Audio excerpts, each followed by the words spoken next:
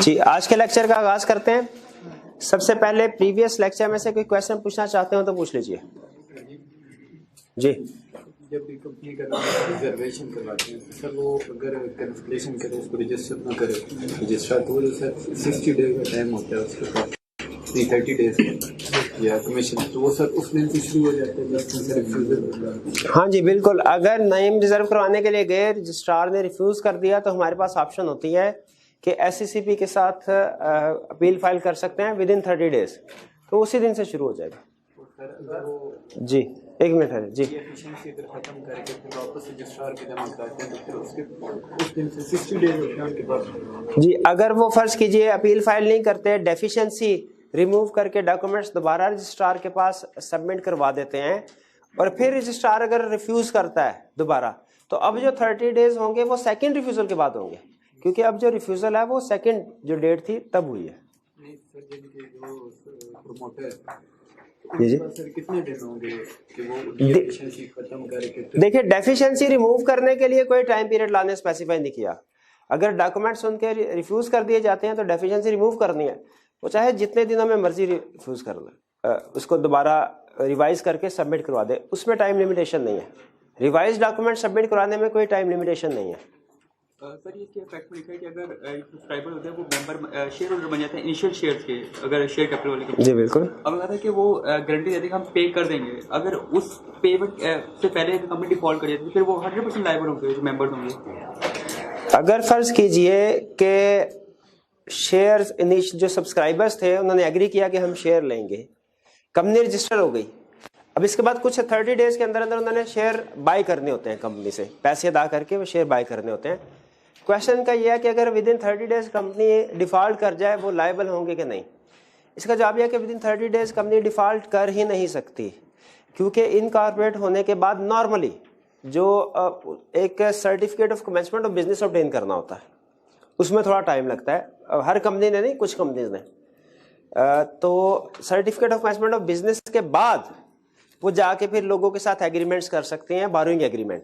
उससे पहले burrowing agreement नहीं कर सकती, तो बारोइंग एग्रीमेंट नहीं कर सकती तो इसका मतलब डिफॉल्ट भी नहीं कर सकती।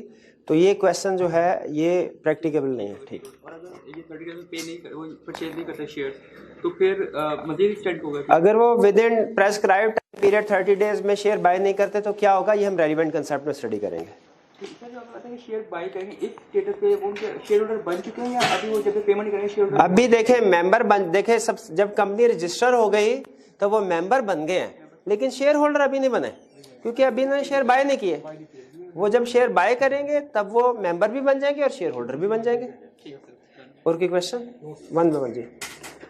कंपनी के बनने के बाद मेंबर बन जाते हैं और 3 दिन के अंदर शेयर नहीं परचेज करते और बाकी को शेयर सेल आउट करने लग जाते हैं और फिर कंपनी में जब प्रॉफिट होता है तो मेंबर को प्रॉफिट में हिस्सा नहीं, मेंबर अगर कोई से बंदे ने शेयर नहीं खरीदे उसका होता उसने पैसा नहीं डाला, पैसा नहीं डाला तो वो कंपनी के प्रॉफिट में हिस्सेदार नहीं होगा।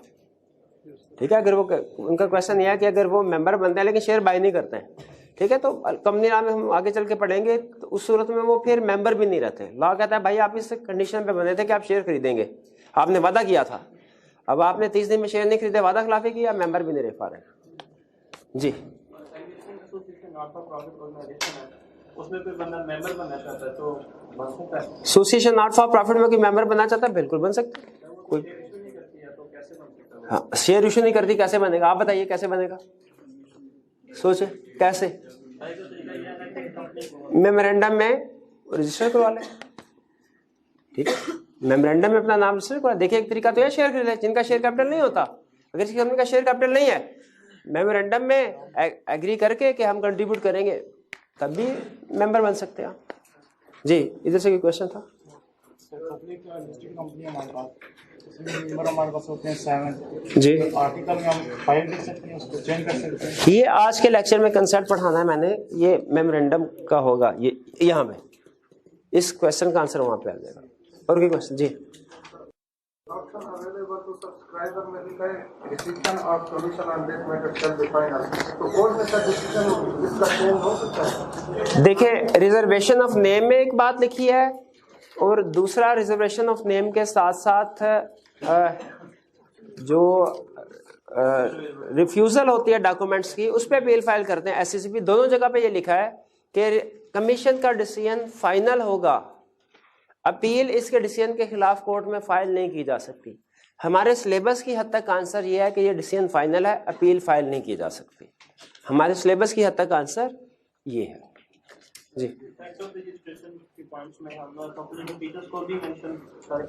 इफेक्ट ऑफ रजिस्ट्रेशन में कंपनी के फीचर्स को भी मेंशन कर सकते हैं, वो करते हैं नाम कि कंपनी बॉडी कॉर्पोरेट है, उसका सेपरेट लीगल स्टेटस है, परपेचुअल सक्सेशन है, उसकी अपनी कॉमन सील है, ये करते हैं, ये फीचर्स ही हैं, बाकी मजीद नहीं कर सकते। लॉ ने जितने कहा सिर्फ उतने ही हम मेंशन करेंगे जी। कॉर्पोरेशन ऑफ कंपनीज के जो खर्चा वगैरह आया, आपने कहा जो वकील आएगा लेने तो उसको नहीं दे रहे, जो प्रमोटर्स ने लगाए होंगे तो उनको वो कौन पे करेगा? प्रमोटर्स ने अगर इन कॉर्पोरेशन में पैसे लगाए हुए हैं उनको कौन पे करेगा? उनको कोई पे नहीं करेगा, मतलब कंपनी लायबल नहीं है। हाँ, एक तरीका होता है कंपनी से पैसे प्री इनकॉर्पोरेशन के जो पैसे अगर कंपनी से रिकवर करवाने, एक तरीका है आर्टिकल्स में लिख दिया जाए कि कंपनी अपने इनकॉर्पोरेशन से पहले के एक्सपेंसेस पे करेगी। तो चूंकि आर्टिकल जब रजिस्टर हो जाते हैं वो कंपनी पे बाइंडिंग हो जाते हैं, और आर्टिकल्स में आपने एक बात लिख दी तो वो भी कंपनी पे बाइंडिंग हो जाएगी, तब आप उससे रिकवर करवा सकते हैं, वरना नॉर्मली नहीं रिकवर करवा सकते।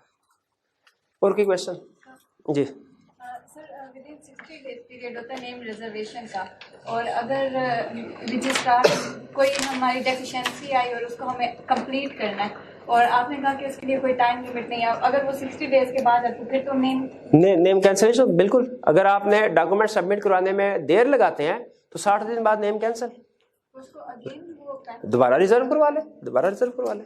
उसका तरीका यही है कि वो फिर दोबारा रिजर्व करवा लेते हैं उसी नाम को। और कोई क्वेश्चन?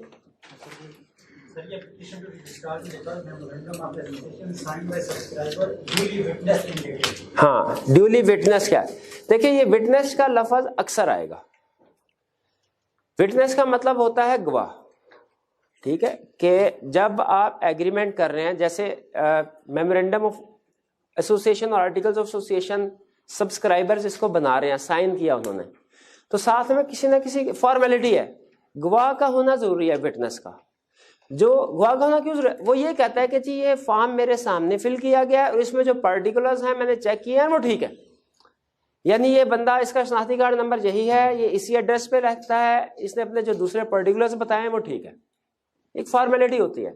जो विटनेस होता है गवाह, वो भी उसके ऊपर अपने साइन करता है, ठीक है। तो विटनेस का मतलब है कि साथ में कोई ना कोई उस डॉक्यूमेंट का गवाह मौजूद। ये लीगल डॉक्यूमेंट्स में एक फॉर्मेलिटी होती है विटनेस की। और कोई क्वेश्चन? चलिए, अब पास्ट पेपर के क्वेश्चन हमने नहीं अटेम्प्ट किए थे, मैं चाह रहा था कि इनको तसल्ली के साथ हम डिस्कस करें। तो कंसेप्ट रिव्यू क्वेश्चन नंबर 19 कह रहा है द रजिस्ट्रार। देखिए, लॉ का क्वेश्चन पढ़ने के लिए भी ना, क्वेश्चन समझने का, सोल्यूशन देना तो दूर की बात है, क्वेश्चन समझने के लिए भी लॉ के बेसिक कंसेप्ट्स का जानना जरूरी होता है। आप देखिएगा, ये इसकी पहली लाइन में ही वो ऐसी टर्म्स यूज करेगा जो अगर हमने ना पढ़ी हो तो हम क्वेश्चन को ही नहीं समझ सकते। कहता है रजिस्ट्रार, हमें पता है रजिस्ट्रार कौन है, ठीक है। After registering the memorandum and articles of association, क्या हमें पता है मेमोरेंडम और आर्टिकल्स किसको कहते हैं? Has issued the certificate of incorporation, हमें पता है सर्टिफिकेट ऑफ इनकॉर्पोरेशन किसको। देखिए, पहली लाइन में उसने 3 टेक्निकल टर्म्स यूज कर, लीगल टर्म्स यूज कर ली। अगर आप इस क्वेश्चन को सिर्फ समझ भी रहे हैं ना, आंसर चाहे नहीं भी आता, तो फिर भी इसका मतलब है कि आपने कंसेप्ट्स को अंडरस्टैंड किया, लीगल कंसेप्ट्स को। सर्टिफिकेट ऑफ इनकॉर्पोरेशन क्या? To Shahbaz limited. ये जरा शहबाज लिमिटेड अंडरलाइन कीजिए। अब मैं कुछ साथ साथ आपकी टेस्टिंग भी करना चाह रहा हूं साथ ही। बताइए, ये पब्लिक कंपनी है कि प्राइवेट? कैसे पता चला पब्लिक? गलत। लिमिटेड के लफ्ज से ये पता चलता है कि कंपनी है। पब्लिक है कि प्राइवेट है, ये लिमिटेड के लफ्ज से पता नहीं चलता। ये प्राइवेट नहीं लिखा हुआ, ठीक है, प्राइवेट नहीं लिखा हुआ, तो फिर इसका मतलब है कि ये पब्लिक है, ठीक है। अगर प्राइवेट लिखा होता तो प्राइवेट कंपनी, तो इसका मतलब क्या, नाम से कोई भी ऑर्गेनाइजेशन बिजनेस कंपनी है कि नहीं, ये नाम से पता चल सकता है। नाम में किस लफ्ज से पता चलता है? लिमिटेड से। पब्लिक है कि प्राइवेट, ये पता चल सकता है। प्राइवेट है तो लिखा होगा प्राइवेट, पब्लिक है तो पब्लिक नहीं लिखा होगा, कुछ भी नहीं लिखा होगा, ठीक है, कुछ भी नहीं लिखा, इसका मतलब पब्लिक है। अच्छा, दूसरा बताइए, लिमिटेड बाय शेयर है या लिमिटेड बाय गारंटी? कैसे पता लिमिटेड बाय शेयर? क्योंकि गारंटी नहीं लिखा हुआ। अगर लिमिटेड बाय गारंटी होती तो नाम में गारंटी लिखा होता। अच्छा आगे बताइए, लिस्टेड है कि अनलिस्टेड है?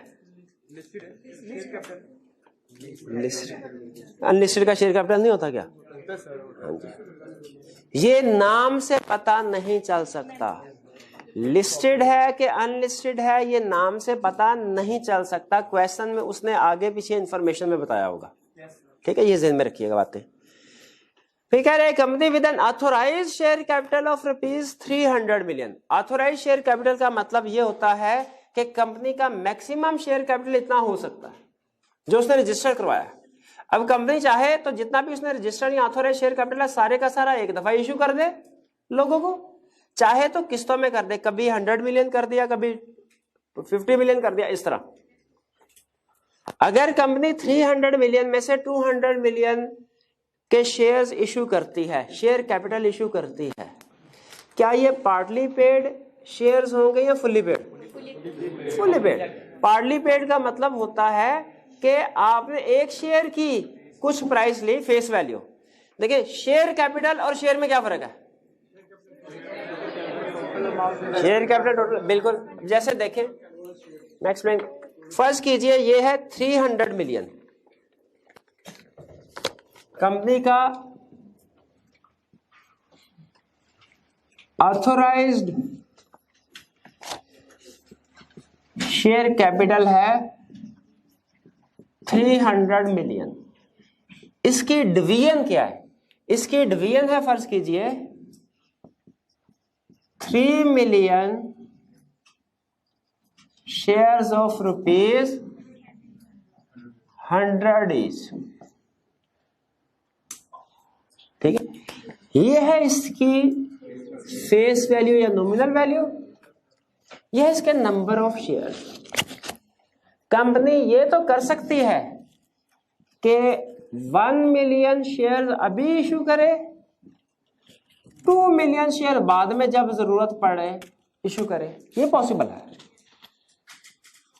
ये पॉसिबल नहीं है कि एक शेयर इशू किया 100 का, 60 रुपीज अभी ले लिए, 40 रुपीज बाद में लिए, ये पॉसिबल नहीं है। ये होता है पार्टली पेड शेयर। ये पार्टली पेड शेयर नहीं है, ये पार्टली पेड शेयर का कंसेप्ट नहीं है, ये पार्टली पेड शेयर का कंसेप्ट है। तो ध्यान में रखिएगा, ये पॉसिबल है, ये पॉसिबल है कि कंपनी को शेयर इशू कर दे, बाकी बाद में कर ले।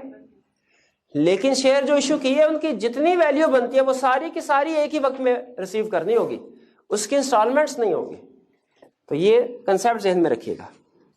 300 under the companies act 2017 briefly describe the effects of such registration. इस रजिस्ट्रेशन के इफेक्ट्स क्या हैं?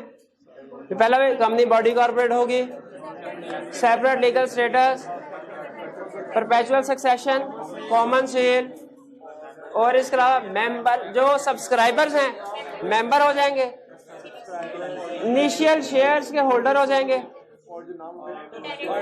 हाँ, लायबिलिटी लिमिटेड हो जाएगी या जो भी उन्होंने लिखी है मेमोरेंडम में, और जो आर्टिकल्स में जिनका नाम बतौर डायरेक्टर प्रपोज किया गया था डायरेक्टर बन जाएंगे। क्लियर? इनमें कोई प्रॉब्लम तो नहीं, इजी क्वेश्चन था। आगे चलते हैं। Question 20. Malik and Azad, being the promoters of Masoom Limited, are in the process of preparation of memorandum of association for filing with registrar. Promoters हैं, memorandum prepare कर रहे हैं ताकि फाइल करें रजिस्ट्रार। क्या मेमोरेंडम रजिस्ट्रार को file किया जाता है? बिल्कुल रजिस्ट्रार को किया जाता है। Under the provisions of Companies Act 2017, advise them about the conditions required to be fulfilled for registering the memorandum. Conditions बतानी है। फिर क्या होता है? Also state remedies available to them if for any reason registration is refused. Conditions क्या है? Company lawful purpose के लिए हो, कंपनीज एक्ट की सारी रिक्वायरमेंट्स पूरी हो गई हो और डॉक्यूमेंट्स ड्यूली कंप्लीटेड हो। ठीक है, ये एक रीजन हमने कहां से निकाली, हमें बाद में आगे गए तो पता चला अगर डॉक्यूमेंट्स इनकम्प्लीट हो ना या इनकरेक्ट हो, रजिस्ट्रार रिफ्यूज कर देता है रजिस्ट्रेशन। तो ये भी एक कंडीशन बन गई फिर इनडायरेक्टली। कि कंपनीज एक्ट की सारी रिक्वायरमेंट्स पूरी करनी है, डॉक्यूमेंट्स पूरी होनी चाहिए, करेक्ट, लीगल पर्पस के लिए करना। कंडीशन ऑप्शंस क्या अवेलेबल हैं अगर रजिस्ट्रेशन रिफ्यूज कर दी जाए?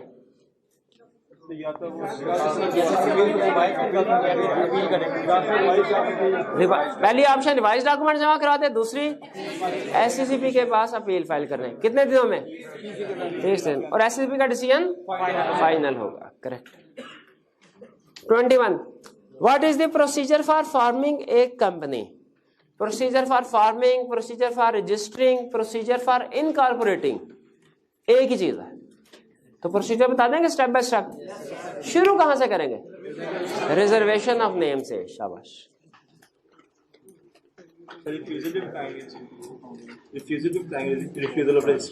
रिफ्यूजल भी बताएं, बिल्कुल 6 मार्क्स हैं। हाँ जी, सारा लिख दें, 6 मार्क्स में लिख नहीं सकते। रिफ्यूजल जी, इफेक्ट नहीं आएगा, इफेक्ट नहीं आएगा। रिफ्यूजल आपकी ऑप्शन है, अगर आपकी स्पीड अच्छी है तो रिफ्यूजल को भी कवर कर दे,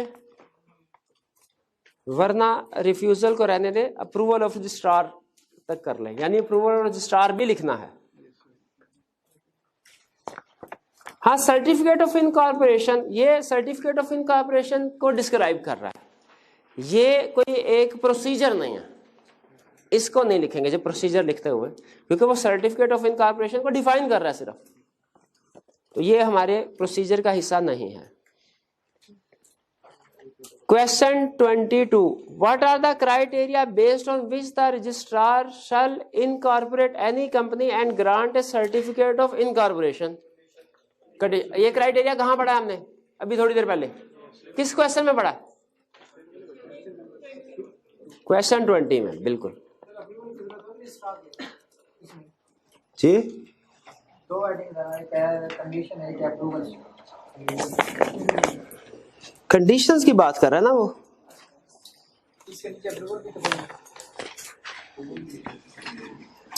क्वेश्चन 22 है ना, इसमें कह रहा है क्राइटेरिया बताए जिसको देख के रजिस्ट्रार इनकॉर्पोरेट करेगा, तो अप्रूवल ऑफ रजिस्ट्रार है। यही है कंडीशन सर? हाँ जी, यही है कंडीशन, यही कंडीशन है। आप क्या कह रहे हैं?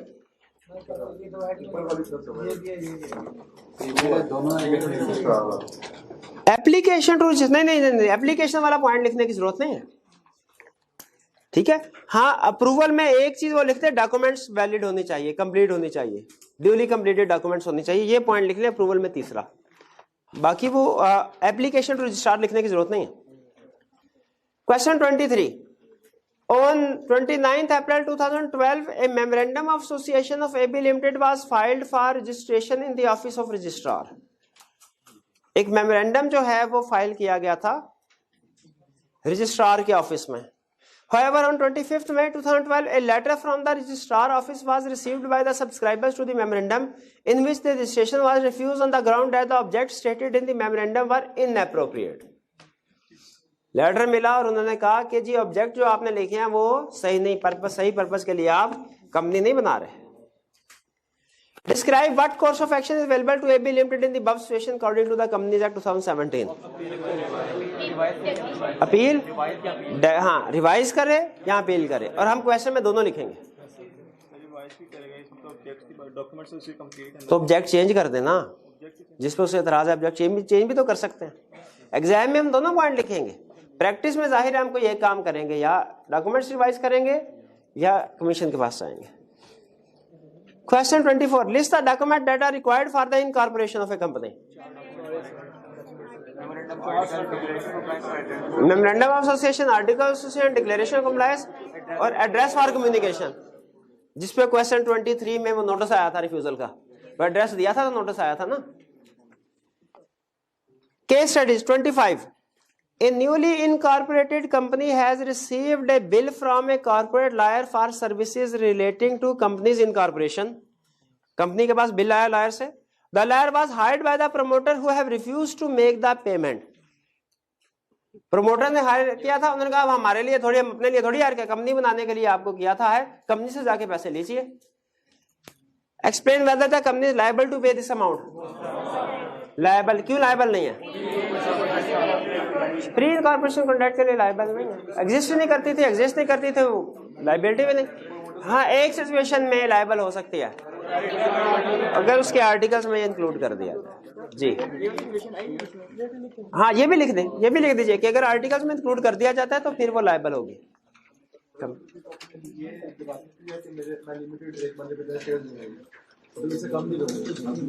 क्या कंपनी ये प्रोविजन ऐड कर सकती है कि हम एक बंदे को कम से कम इतने शेयर इशू करेंगे? यस, कर सकते हैं। ये उसका प्रोसीजर अपना डिसीजन है, क्योंकि ये तो नहीं कि हर बंदा आके कहे मुझे एक शेयर दे दें। वो सारे प्रोसीजर, वो रजिस्टर मेंटेन करना पड़ता है, नोटिस बाद में इशू करने पड़ते हैं। तो कंपनी ने एक मिनिमम लॉट जो है वो डिसाइड की होती है कि जब कभी इशू करेंगे एटलीस्ट इतने शेयर इशू होंगे। हाँ जी, बिल्कुल जी। हाँ, इससे ज्यादा शेयर आप खरीद सकते हैं, कंपनी के खरीद सकते हैं जी। और कोई क्वेश्चन? 1 by 1 जी। इसमें हमने ये 2 पॉइंट देखे हैं, जिसमें लिखा हुआ है स्टोर में लिखा हुआ है एक लिमिटेड बाय लायबिलिटी और दूसरा लिखा हुआ है केस ऑफ शेयर कैपिटल। ये दोनों पॉइंट। हाँ जी, बिल्कुल। तो उसका फैक्ट क्या होगा? लायबिलिटी वाला पॉइंट भी लिखेंगे लायबिलिटी लिमिटेड होगी, क्योंकि लिमिटेड लायबिलिटी वाली कंपनी है। और ये भी लिखेंगे कि जो सब्सक्राइबर्स हैं वो इनिशियल शेयर होल्डर बन गए, ये भी लिखेंगे क्योंकि कंपनी का शेयर कैपिटल भी है। लिखेंगे, दोनों लिखेंगे, बिल्कुल। और कोई क्वेश्चन? पूरा प्रोसेस पढ़ ले, लेकिन सर्टिफिकेट ऑफ बिजनेस कहीं भी नहीं आया। जब बिजनेस मिलेगा तो वो स्टार्ट नहीं करती। सर्टिफिकेट ऑफ बिजनेस कह रहे हैं इस चैप्टर में, आगे कहीं होगा, आ जाता है, तसल्ली रखें, आ जाता है। सर्टिफिकेट ऑफ बिजनेस का कंसेप्ट भी आ जाता है, वो इस चैप्टर में नहीं, वो अगले चैप्टर में होगा जी।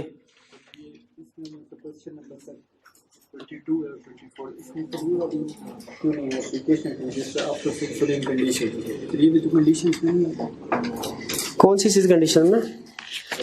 डॉक्यूमेंट आप कह रहे हैं ये जो एप्लीकेशन वाला है, ये कंडीशन में इसलिए नहीं आता कि एप्लीकेशन में जो डॉक्यूमेंट्स का जिक्र कर रहा है वो लाइन हमने ऐड कर दी ना अप्रूवल ऑफ रजिस्ट्रार में, कि ड्यूली डॉक्यूमेंट्स भी होनी चाहिए, साथ में ड्यूली कंप्लीटेड डॉक्यूमेंट्स होनी चाहिए, लिख दिया ना तो वो कवर हो गया। तीसरा पॉइंट मैंने अभी लिखाया ना आपको जी। इसके साथ हमारा चैप्टर 19 कंप्लीट हो गया जी। सॉरी चैप्टर 11 हमारा कंप्लीट हो गया जी।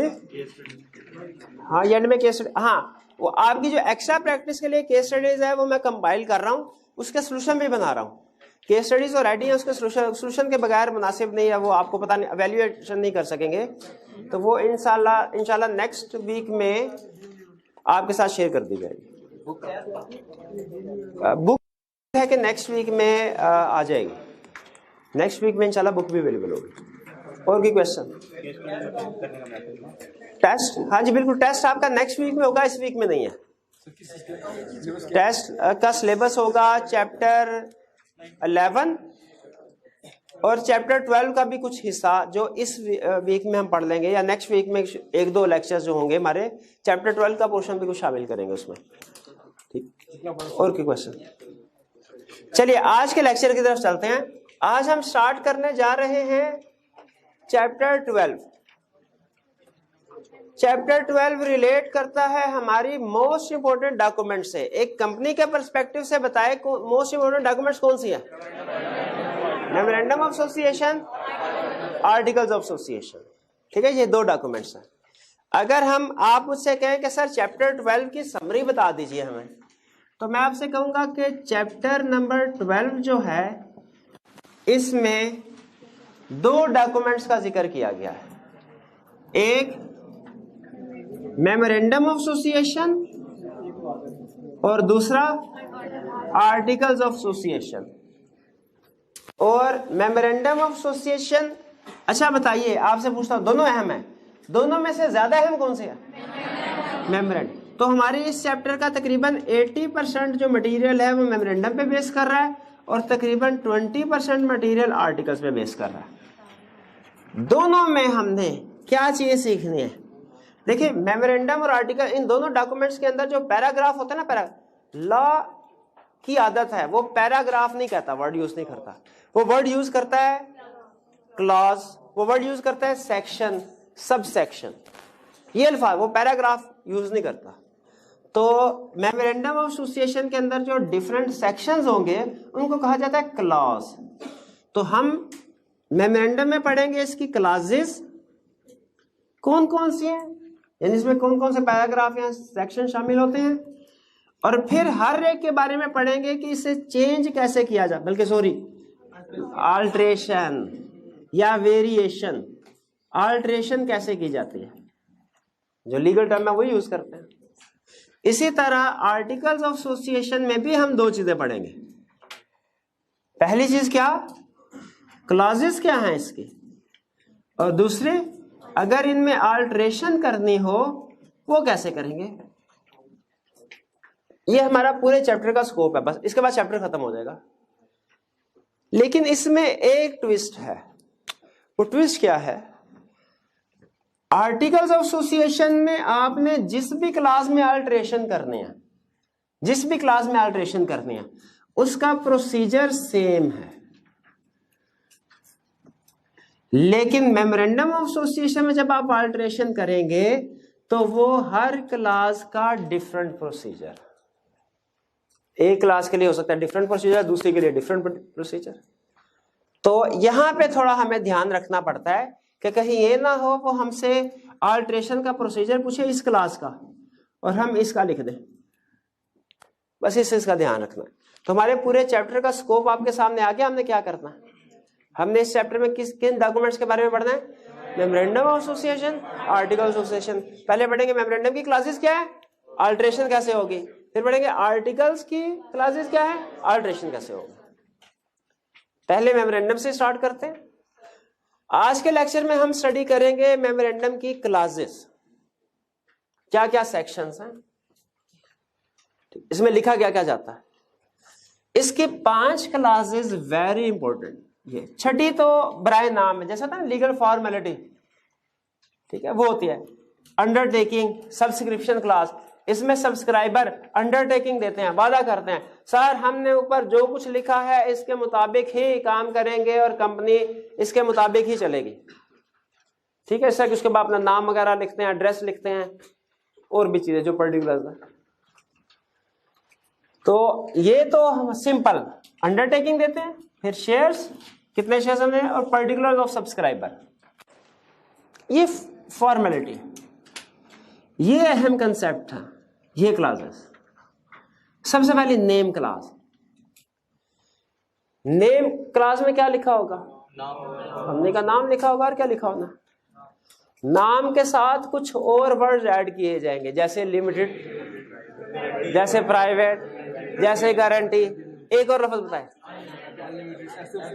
एसएमसी, बिल्कुल हाँ, सिंगल मेंबर कंपनी है तो एसएमसी लिखते हैं, सिंगल मेंबर कंपनी हो तो एसएमसी प्राइवेट लिमिटेड, अगर अदर देन सिंगल मेंबर हो तो प्राइवेट लिमिटेड, पब्लिक हो तो सिर्फ limited. Place class, place class में क्या लिखा जाएगा, कौन सी जगह, जहां कंपनी का रजिस्टर्ड ऑफिस है, रजिस्टर्ड ऑफिस है।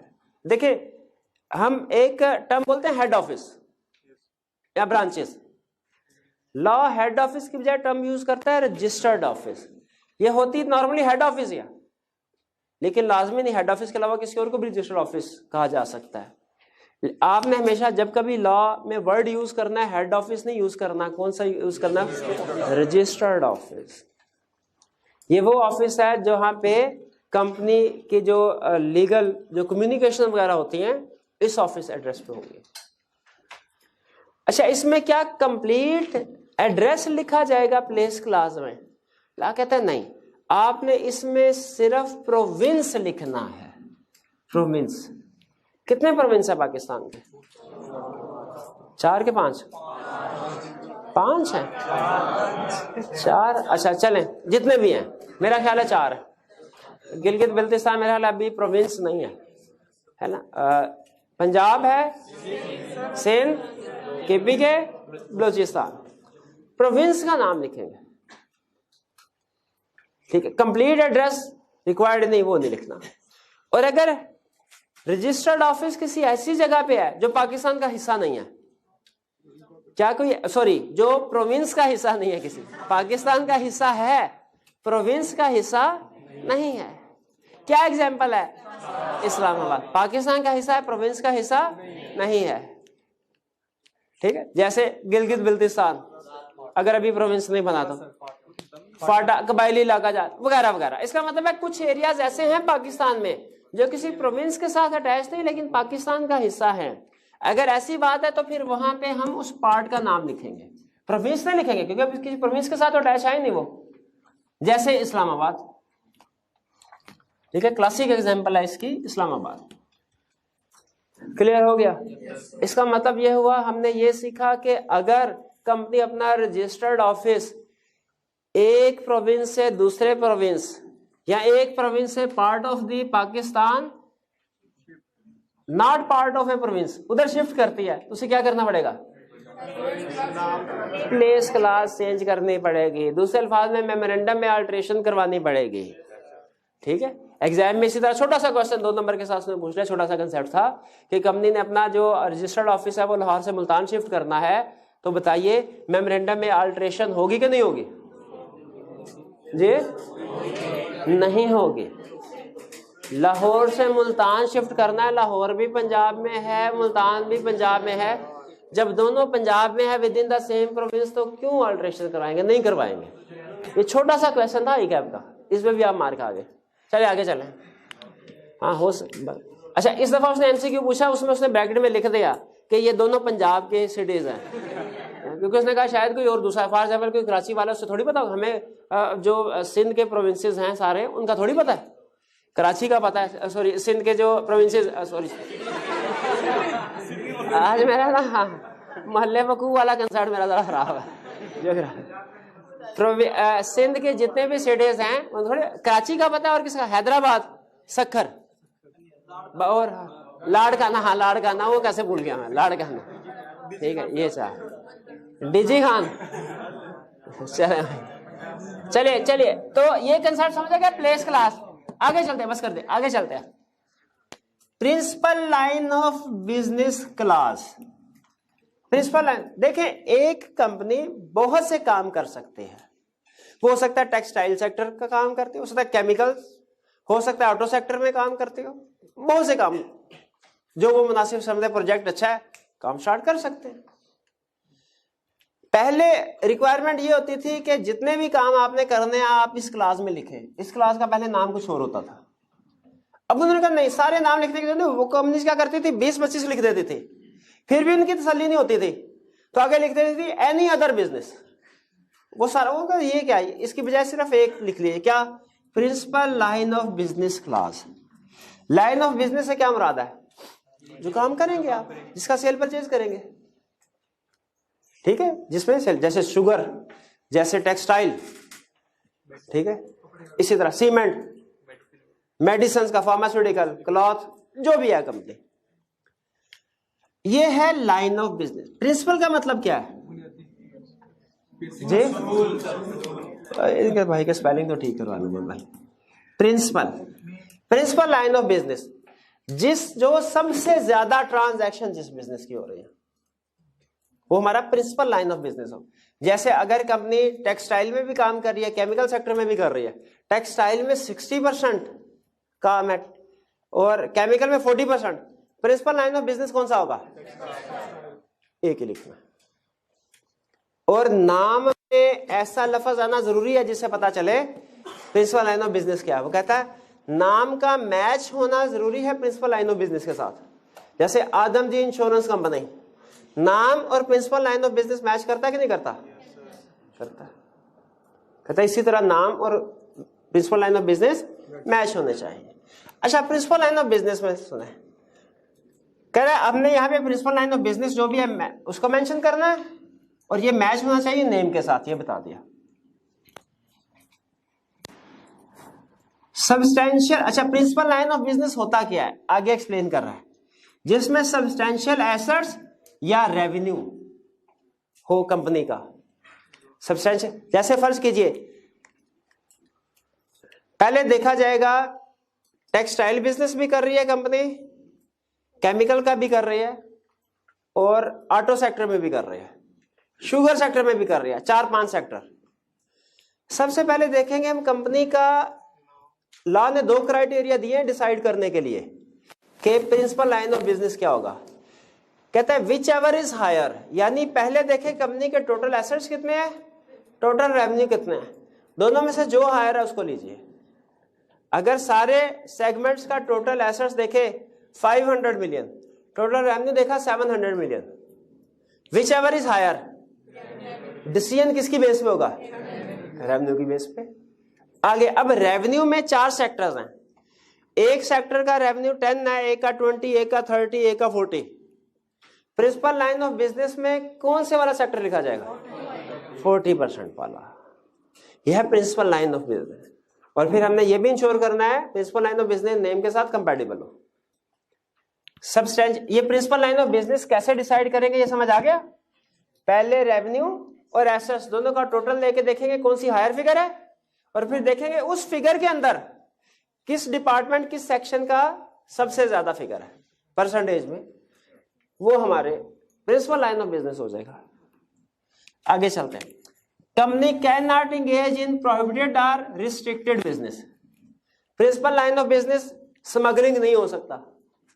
क्यों नहीं हो सकता, अल्लाह प्रोहिबिटेड है। अच्छा, एक है प्रोहिबिटेड, एक है रिस्ट्रिक्टेड, फर्क क्या दोनों में, प्रोहिबिटेड कभी भी नहीं कर सकते, रिस्ट्रिक्टेड कर सकते हैं, लेकिन उसकी जो रेलिवेंट कंडीशन है, लाइसेंस लेना है, अप्रूवल लेनी है, वो पूरी करके। फिर स्मगलिंग का बिजनेस पाकिस्तान में प्रोहिबिटेड है, बैंकिंग बिजनेस रिस्ट्रिक्टेड है। अगर बैंकिंग बिजनेस करना चाहते हैं तो आपको स्टेट बैंक ऑफ पाकिस्तान से लाइसेंस लेना पड़ेगा, अप्रूवल लेनी पड़ेगी, फिर कर सकते हैं। हालांकि वो भी कंपनी है, बैंक्स जो होते हैं ये भी एक कंपनी है, ठीक है, लेकिन इसमें बैंकिंग सेक्टर में काम करने के लिए स्टेट बैंक ऑफ पाकिस्तान से लाइसेंस अप्रूवल लेनी पड़ेगी। तो ये रिस्ट्रिक्टेड बिजनेस है, इलीगल नहीं है, प्रोहिबिटेड नहीं है, रिस्ट्रिक्टेड। लाइसेंस ले लेते हैं तो फिर कर सकते हैं, वरना नहीं कर सकते। यहां तक क्लियर। आगे चलते हैं। ये 3 क्लासेस होगी हमारी, कौन कौन सी, name, place, principal line of business. आगे चलते हैं। लायबिलिटी क्लास, क्या लिखा होगा, लायबिलिटी लिखी होगी, और क्या लिखा होगा कि लिमिटेड बाय शेयर है, लिमिटेड बाय गारंटी, या अनलिमिटेड। अगर लिमिटेड बाय गारंटी है तो एक चीज और लिखी होगी, क्या, किस मेंबर ने कितनी गारंटी दी है। ये कहां लिखा होगा, मेमोरेंडम में, आर्टिकल्स में तो नहीं लिखा होगा। किसी को कंपनी लिमिटेड बाय गारंटी की डेफिनेशन याद है, उसमें बताइए मेमोरेंडम का वर्ड आता था कि वो लायबिलिटी जो मेंबर्स ने एग्री की है amount by memorandum to contribute to the assets of the company in the event of its binding का मेमोरेंडम का word. Company limited by guarantee की डेफिनेशन जाके देखिए, उसमें मेमोरेंडम का वर्ड आता है। Company limited by shares, private company की डेफिनेशन जाके देखें, उसमें आर्टिकल्स का लफ्ज आता है, private company which by article restrict. इसका मतलब है उसमें प्राइवेट कंपनी की जो रिस्ट्रिक्शंस हैं वो कहां लिखी होंगी, आर्टिकल में। तो प्राइवेट कंपनी में आर्टिकल का लफ्ज आता है, कंपनी लिमिटेड में गारंटी में मेमोरेंडम। ये ध्यान में रखिएगा, आपने भी इसी तरह यूज करना है, मिक्स नहीं करना इनको। अमाउंट ठीक है, होगी अमाउंट। आगे चलते हैं। अगली क्लास क्या है, ऑथोराइज्ड कैपिटल क्लास। इसमें क्या लिखा होगा, टोटल कैपिटल मैक्सिमम। अच्छा बताइए, एक गलत कंसेप्ट की तरफ लेके जाएगा कंसेप्ट, एक ठीक। ऑथोराइज्ड कैपिटल क्लास में क्या लिखा होगा, टोटल कैपिटल जो कंपनी इशू कर चुकी है या जो कर सकती है, कर सकती है, ये सही कंसेप्ट, कर सकती है। लाजमी नहीं कि उतना ही इशू करे, भी वो मर्जी है, चाहे तो उतना ही इशू कर दे, चाहे तो उसमें से कुछ हिसाब भी इशू कर दे, कुछ बाद में कर दे। अच्छा, इसके बाद कह रहा है with division of company, with division के साथ। ऑथोराइज शेयर कैपिटल लिखना है टोटल डिवीजन के साथ। ये डिवीजन क्या होती है वाला, ये है शेयर कैपिटल टोटल अमाउंट, और ये क्या है, डिवीजन। ठीक है, डिवीजन किसकी, शेयर कैपिटल। अब देखिए डिवीजन कैसे की उसने, नंबर ऑफ शेयर्स में डिवाइड किया, हर एक की फेस वैल्यू लिखी। इतना हिस्सा मेमोरेंडम में आएगा, ये भी आएगा और ये भी आएगा। यहां तक क्लियर? अच्छा मुझे बताइए, अगर कंपनी ने फर्ज कीजिए 300 मिलियन शेयर कैपिटल था, 300 का 300 मिलियन इशू कर दिया, मजीद पैसे चाहिए, क्या कंपनी इशू कर सकती है? कर सकती है, लेकिन शर्त क्या है? पहले जाके अल्ट्रेशन करवाएं, ऑथराइज्ड शेयर कैपिटल 300 मिलियन से 400 मिलियन करवाए, फिर ऊपरला 100 मिलियन जो है वो आप इशू कर सकते हैं, डायरेक्ट नहीं कर सकते।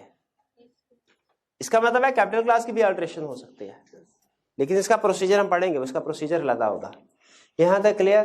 तो अब मुझे बताइए, अगर 300 मिलियन से 400 मिलियन पे जाना है, अल्ट्रेशन होगी कि नहीं? अच्छा, अब मेमोरेंडम में अल्ट्रेशन होगी। 300 से 200 पे जाना है, फिर भी अल्ट्रेशन होगी? फिर नहीं होगी। 300 से 200 पे जाएंगे तो मेमोरेंडम में ये लिखा हुआ, तो मेमोरेंडम में एक आपने लफ्ज भी चेंज करना है ना, तो वो अल्ट्रेशन होगी, तो वो करवाना पड़ेगा आपको। अच्छा, आप सोच के जवाब दीजिएगा, क्योंकि मुझे लगता है आप इसमें भी यही कहेंगे अल्ट्रेशन होगी।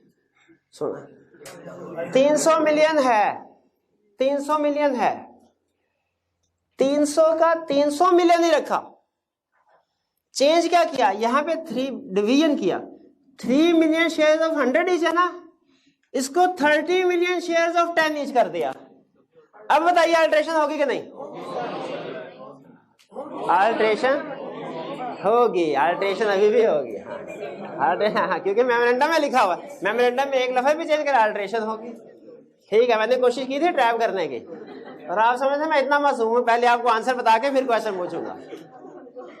चलें बाहर, ये क्लियर? तो ऑथराइज्ड कैपिटल क्लास हो गया। चलिए, इसके बाद अंडरटेकिंग या सब्सक्रिप्शन क्लास होती है, ये फॉर्मेलिटी सी होती है। इसमें अंडरटेकिंग देते हैं कि जी हम इसके मुताबिक जिंदगी गुजारे, खत्म कहानी।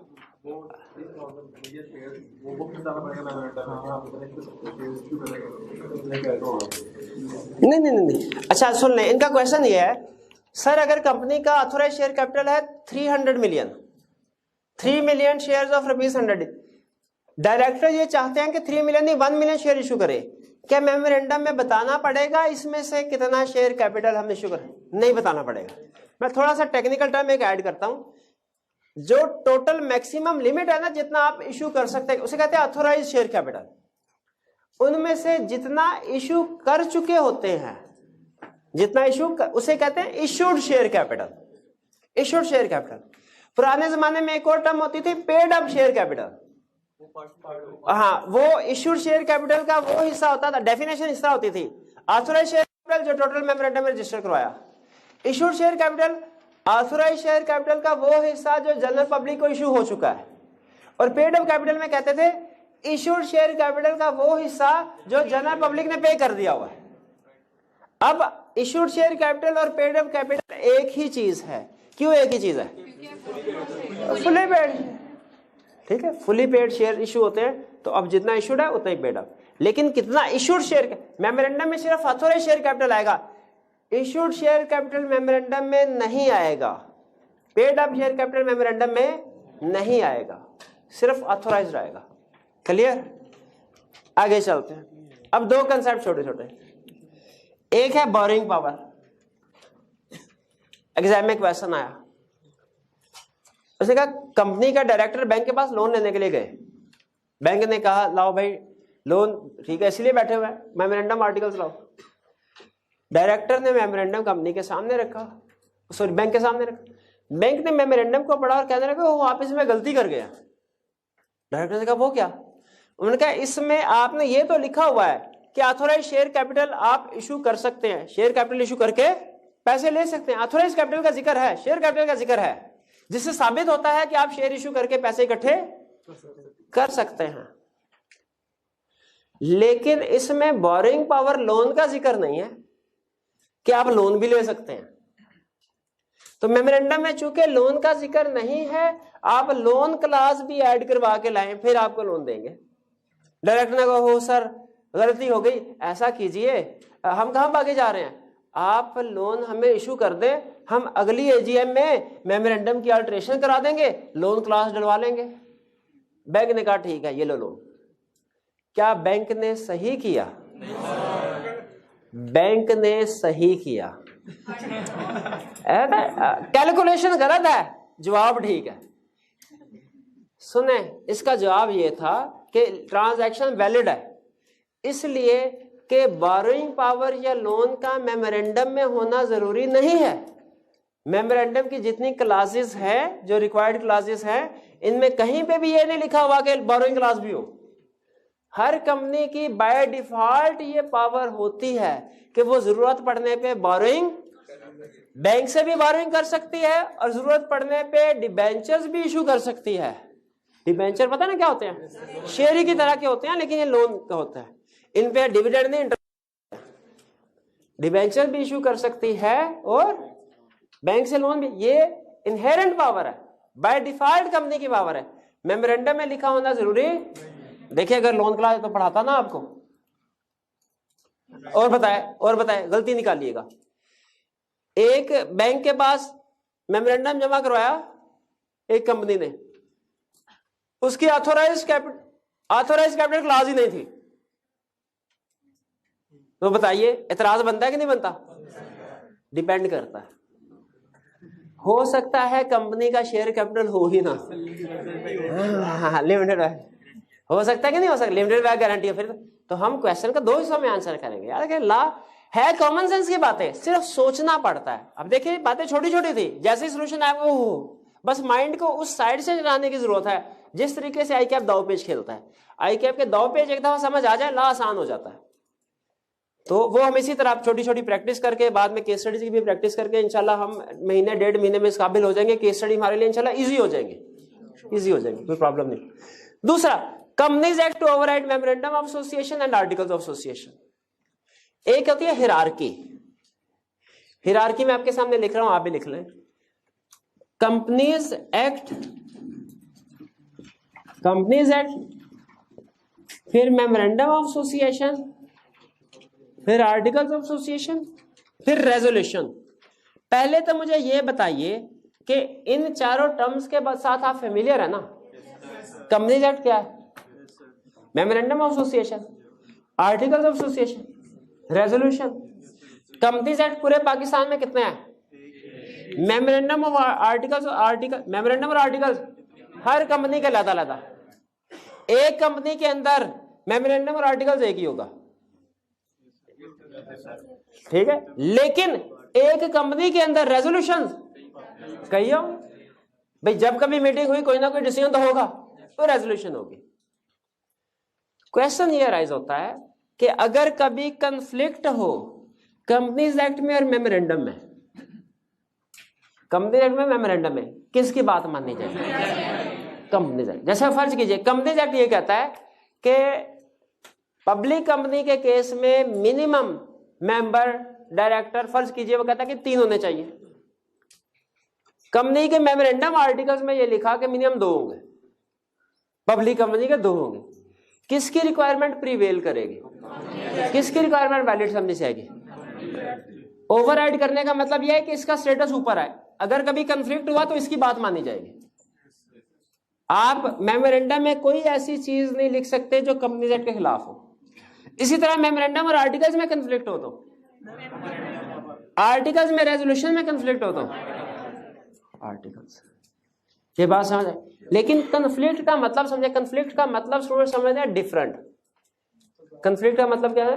डिफरेंट नहीं है कंफ्लिक्ट। जैसे सुने, कंपनीज एक्ट ने कहा मिनिमम 3 मेंबर होंगे पब्लिक कंपनी के, आर्टिकल्स में लिखा हुआ 2 होंगे। ये डिफरेंट भी है, कंफ्लिक्टिंग भी है, ठीक। कंपनीज एक्ट ने कहा पब्लिक कंपनी के मिनिमम मेंबर होंगे 3, आर्टिकल्स ने कहा मिनिमम होंगे 5। डिफरेंट है, कंफ्लिक्टिंग क्यों नहीं? कंपनीज एक्ट की भी बात मानी जा रही है, उसके खिलाफ नहीं गए हम, उसके खिलाफ। तो ये प्रोविजन वैलिड है, इसमें कोई प्रॉब्लम नहीं है। क्लियर हो गई बात? अच्छा, एक कंसेप्ट और, छोटा सा कंसेप्ट, इसके बाद लेक्चर खत्म। पहले बताएं क्लासेस समझ आ गई? बताइए क्या शेयर्स जिसको इशू किए जाते हैं उसके पास कोई राइट्स होते हैं? ये राइट्स उससे कौन कौन से होते हैं बताएं? वोटिंग राइट, एजीएम को अटेंड करने का राइट्स, डिविडेंड वगैरह वगैरह। एक कंपनी ने ये राइट्स किसने दिए? कंपनीज एक्ट ने। एक कंपनी ने अपने आर्टिकल्स में लिखा कि ये कुछ शेयर होल्डर्स हैं, आज से इन पे पाबंदी है, ये वोट कास्ट नहीं कर सकते मीटिंग में। बताइए ये रेजोल्यूशन, आर्टिकल्स की ये प्रोविजन वैलिड है कि नहीं? ये वैलिड नहीं है। क्यों वैलिड नहीं है?